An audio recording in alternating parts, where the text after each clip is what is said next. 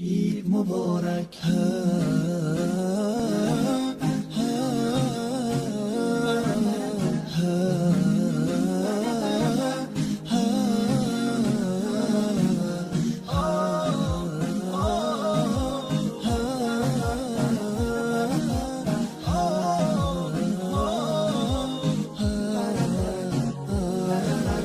هدیه رب تبارک بر شما، عید فطر آمد مبارک بر شما.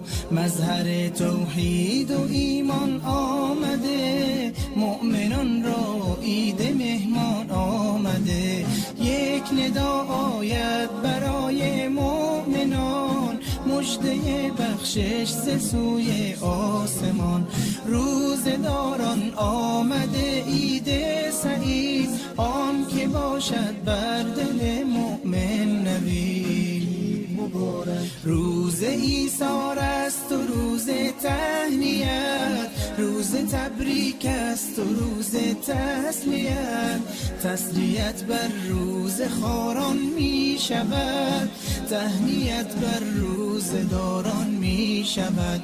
عید فطر آغاز فصل بندگی است، تا بشه فضل خدا بر زندگی است. ای که هستی طالب احسان رب، باز آ در وادی رضوان رب، باز آ در وادی رضوان رب. عید مبارک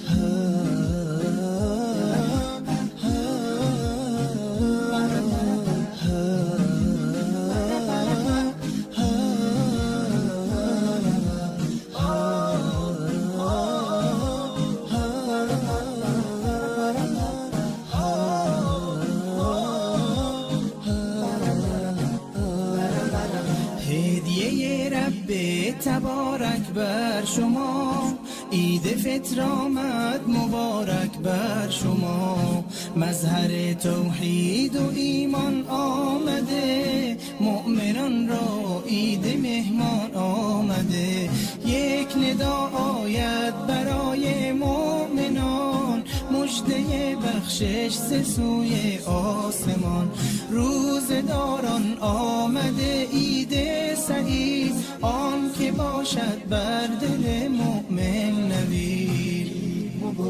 روز ایثار است و روز تهنیت، روز تبریک است و روز تسلیت. تسلیت بر روز